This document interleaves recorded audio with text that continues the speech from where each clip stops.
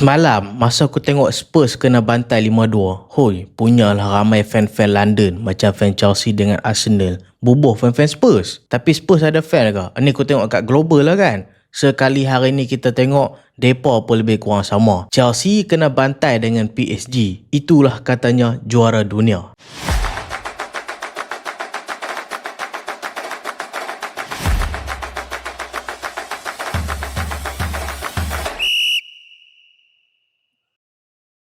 Assalamualaikum dan selamat datang ke Pala Bola Studio. So dalam video kali ni kita nak buat UCL review. Kita nak review beberapa game pada minggu ni, tapi tak semua lah. Antara game yang kita nak review dalam video kali ni adalah Arsenal dengan pasukan Leverkusen, Liverpool dengan pasukan Galatasaray, Chelsea dengan pasukan PSG dan juga Real Madrid dengan Manchester City. Ada lagi beberapa game kita tak sempat nak tengok, so kita recap saja. Sekejap kalau aku review, hampa kata aku sembang pandai kalau aku tak tengok game kan. Game yang aku tak sempat nak tengok adalah game Newcastle dengan Barcelona dan juga Bayern Munich dengan Atalanta.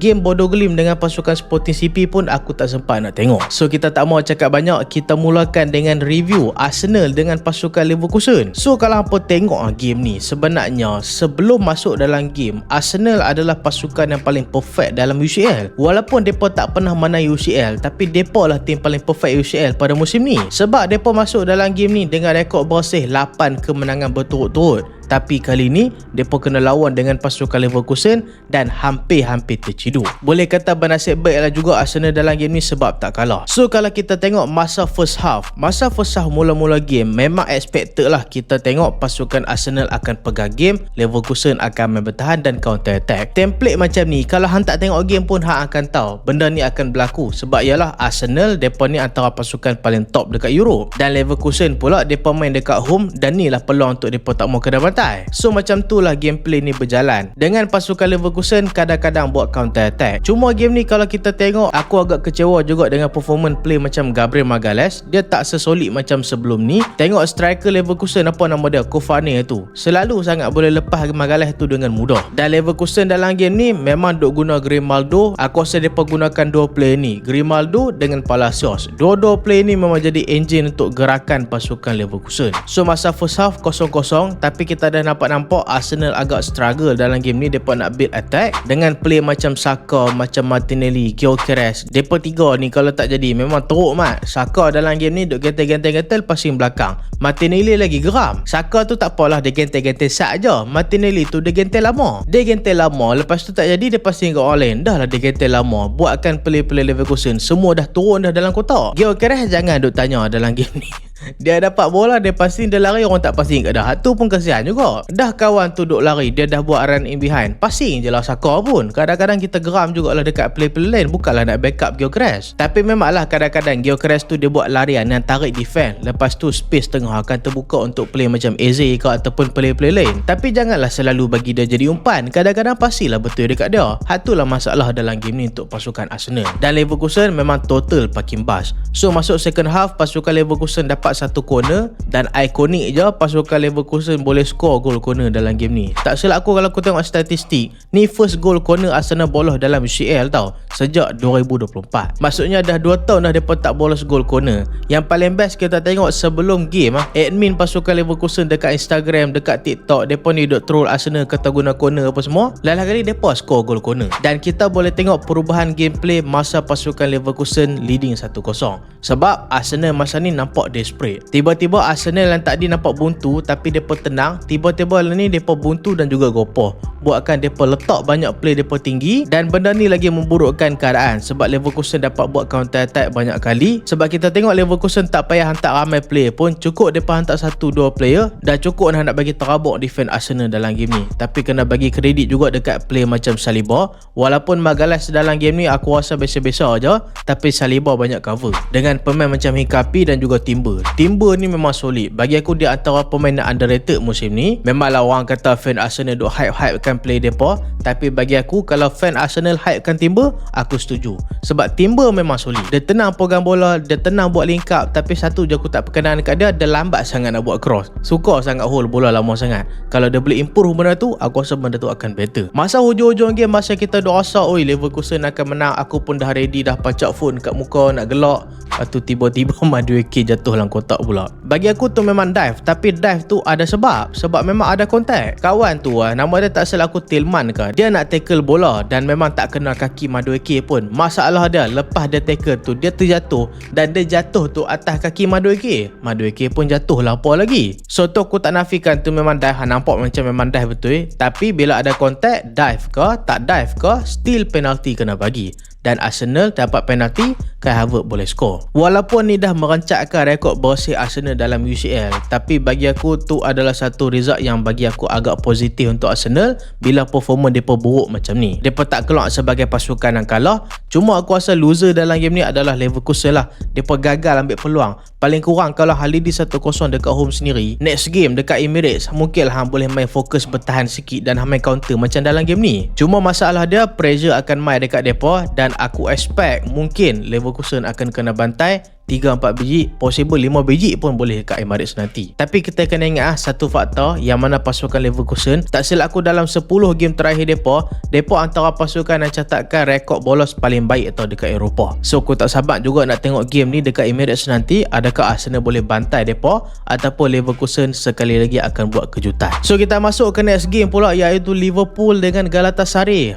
Ni satu lagi depa kata nak revenge sekali kena lagi dengan Galatasaray. So game ni apa yang tak kena dengan Liverpool? Kalau hang tengok line up ni, Gakpo dah tak ada. Game ni Wirtz dah balik, lepas tu Slot mainkan play macam Szoboszlai, play macam Salah, lepas tu dekat atas pakai Ekitike. Dah tak ada alasan dah, Gakpo dah tak ada. Dan dalam game ni mula-mula memang kita dapat nampak Galatasaray struggle. Depa banyak buat mistake, play macam Singo dekat right back dan juga Davinson Sanchez tu dekat Spurs dulu jadi bahan lawak je, tapi dekat Galatasaray depa angkat dia macam Ronaldinho. Tapi memang dalam game ni Galatasaray ada permulaan yang sangat shaky tau. Depa banyak buang bola, bagi bola dekat play-play Liverpool. Tapi hampa nak salahkan siapa? Hampa nak salahkan aku? Jangan salahkan aku. Hampa salahkanlah play-play Liverpool sendiri sebab depa yang tak skor. Aku percaya game ni kalau lah contoh Liverpool boleh skor gol awal, mungkin akan meredakan sikit pressure depa dekat stadium Galatasaray. Sebab kita tahu stadium Galatasaray ni bukanlah satu stadium yang pasukan mana-mana nak main kalau nak jadi pasukan pelawat. Sebab depa akan kena torture kau-kau dengan fan-fan pasukan Galatasaray.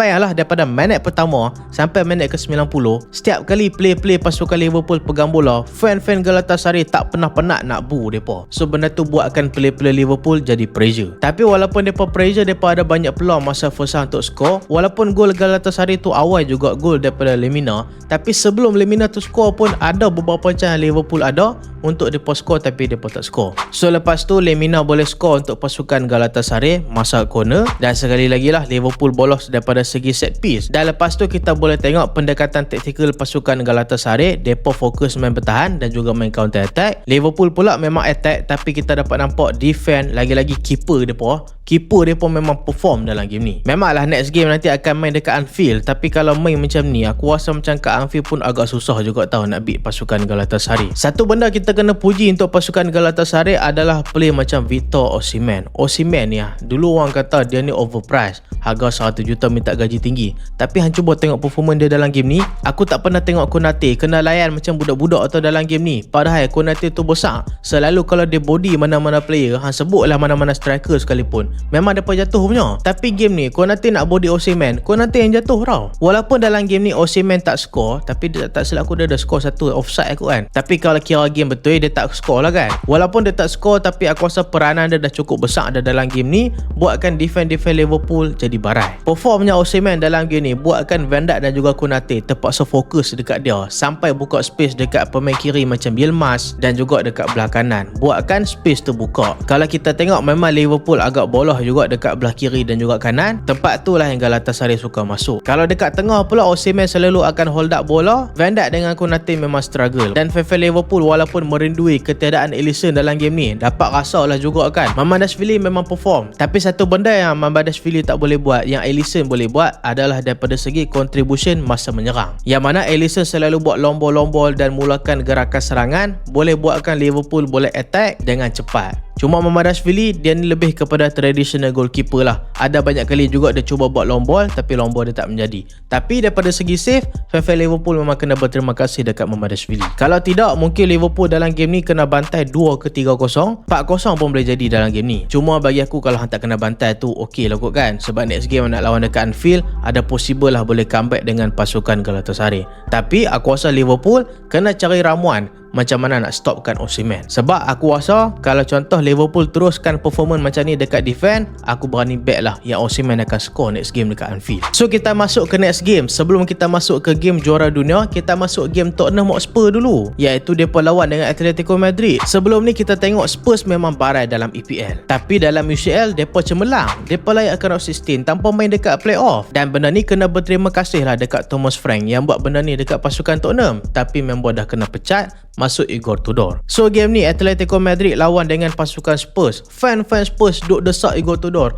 Han drop kalah Vicario ni. Vicario ni dah lah hologram dekat keeper. So ni lah sebabnya tak semua manager akan dengar suara fan, sebab dia lagi tahu pasal team dia. Dan dalam game ni Igor Tudor dia dengar cakap fan, dia dropkan Vicario, dia masukkan Kinski. Dan apa jadi dalam game ni memang totally disaster lah untuk Kinski. Jujur abang aku kesian gila tengok Kinski punya performance dalam game ni. Tapi memang dia punca Spurs kalah dalam game ni. Awal-awal game memang Atletico nampak depa pressure Spurs, tapi Spurs pun boleh fight. Tapi kalau dah dalam 15 minit pertama, 15 ke 20 minit, dalam 20 minit pertama tu hang buat 3 mistake yang buatkan hang kena gol. Spurs bolos 3 gol awal, semua mistake mah. Satu gol Kinski miss pass. Lepas tu satu lagi Van de Ven jatuh. Van de Ven jatuh tuan, dia macam dah tak mau main bola dengan Spurs tau. Aku tak tahulah, ni mungkin aku je kot seorang yang nampak kan. Aku rasa macam Van de Ven dengan play macam Romero okey lagi lah. Romero nampak lah dia usaha juga.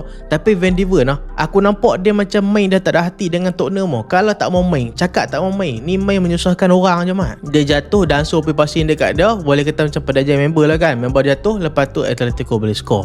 Gol ketiga sekali lagi mistake daripada Kinski. Dan Igor Tudor buat satu keputusan yang berat untuk dropkan Kinski dalam game ni. Lepas baru berapa belas minit je main dengan Tottenham, masuk balik Vicario. Dan paling menarik lepas tu Vicario masuk, dia pula bolos sebiji lagi. Ramai juga tanya, adakah keputusan Tudor ni keputusan yang tepat? Kita kena tengok pula konteks Igor Tudor sebab apa dia keluarkan Kinski. Mungkin ada dua sebab, dan antara dua sebab ni kalau bagi aku salah satu dia betul. Yang pertama, kalau konteks Igor Tudor nak keluarkan Kinski ni adalah nak menyelamatkan pasukan Tottenham ataupun dia marah dekat Kinski, aku rasa tu satu keputusan yang memang silap lah, sebab tu akan menjatuhkan moral Kinski lagi lepas ni. Tapi yang kedua, kalau contohlah keputusan Igor Tudor ni keluarkan Kinski sebab dia nak lindung Kinski ni, tak mau play ni buat lagi banyak mistake, tak mau dia lagi barai dalam game ni, so better keluarkan dia, bagi dari cover dulu. Dan untuk kebaikan tim juga, aku rasa tu satu keputusan yang betul. Keputusan yang sama tapi reaction dan juga konteks yang berbeza mungkin akan mempengaruhi career Kinski lepas ni.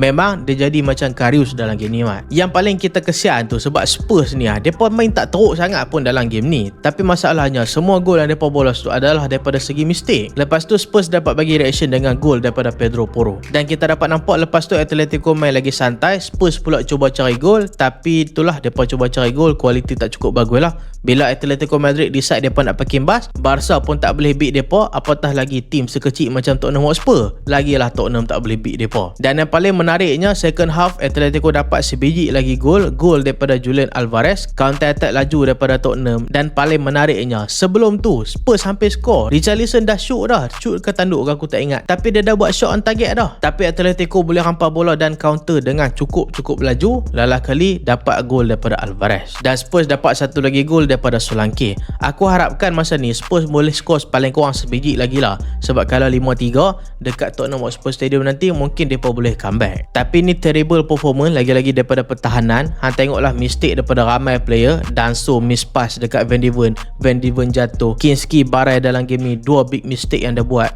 So aku rasa Spurs kena salahkan diri mereka sendiri, dan aku rasa kekalahan ni mungkin akan bagi moral yang lagi teruk untuk player-player Tottenham. Yalah, sebab dalam EPL kita tengoklah ni mereka dah tak ada harapan. Dalam UCL je paling kurang mereka ni nak bagi ada harapan nak menang, pun kalah juga. Bukan setakat kalah, tapi kena bantai. So kita masuk ke next game pula, iaitu Chelsea dengan pasukan PSG. juara dunia kena bantai mat. Hari tu Enzo Maresca boleh lah, kali ni Liam Rosignol. So game ni apa yang tak kena? Kalau hang tengok sebenarnya game ni Chelsea fight je dengan PSG. Chelsea main bagus je dalam game ni, tapi dia jadi disaster masa second half lepas Chelsea bolos ketiga. Hak tu je. Bukanlah kita nak kutuk play-play kan, tapi adalah pemain-pemain dalam game ni yang bagi aku agak kurang sikit lah performance mereka. Contoh macam Caicedo, macam Palmer, Joao Pedro okey, tapi Palmer dengan Caicedo memang nampak efek gila dalam game ni dengan pressing PSG. Lagi-lagi Caicedo macam tak boleh bernafas dalam game ni. Setiap kali dia dapat bola, tengok play-play PSG semua kepung dia, tak bagi peluang untuk dia bernafas langsung. Tapi dalam game ni Chelsea still boleh fight. Play macam Pedro Neto, dia punya speed, selalu dia lari bodoh, tapi dalam game ni dia lari memang menjadi. Walaupun play macam Hakimi jaga dia, Marquinhos, tapi dia still boleh buat game dengan cukup baik. Bagi aku dalam game ni Pedro Neto adalah the best play untuk pasukan Chelsea selain play macam Enzo. So masa ni PSG boleh skor dulu gol daripada Barcola, lepas tu Chelsea samakan kedudukan, gol daripada Malo Gusto, lepas tu PSG boleh skor gol daripada Ousmane Dembele 2-1, dan gol tu gol counter attack. Kalau hang tengok gol Dembele ni, dia sebiji macam gol Tottenham kena dengan Atletico. Masa tu depa hampir nak skor, lepas tu PSG boleh counter attack cepat, lepas tu PSG boleh skor Dembele. Bila bola dapat dekat Dembele, hang bagilah Reece James ke Fofana hak laju ke, semua tak boleh ligan dia makan depa dengan tenang, lepas tu dia skor. Masuk ke second half, Chelsea bagi reaction yang cukup baik. Depa tak kalut, depa tak nampak gopoh apa semua, depa still attack dan juga tenang hadap pressure, dan depa boleh skor bagi 2 sama. So apa masalah dia? Masalah dia lepas tu, iaitu Jorgensen, keeper pasukan Chelsea. Orang duk marah Liam Rosignol tau. Orang duk kata pasal apa lah han dropkan Robert Sanchez, han mainkan Jorgensen ni, keeper yang tak ada pengalaman dalam game paling penting untuk Chelsea. Aku faham benda tu, tapi han bayangkan kalau dalam game ni Jorgensen perform, orang akan kata apa? Liam Rosignol masterclass. Memang betul ya, aku tak nafikan keputusan Rosignol nak dropkan Robert Sanchez adalah satu keputusan yang bagi aku macam mana bahasa Melayu dah, bongok lah senang cerita. Memang bongok lah. Sebab Robert Sanchez ni memang orang tak suka kat dia, fan-fan Chelsea pun tak suka dekat dia, tapi hang tak boleh nafikan daripada segi save dia memang cemerlang. Daripada segi ball playing, Robert Sanchez dengan Jorgensen ni lebih kurang je. Tapi dalam game ni Jorgensen, kalau hang perasan sebelum dia buat mistake tu betapa performnya dia dalam game ni.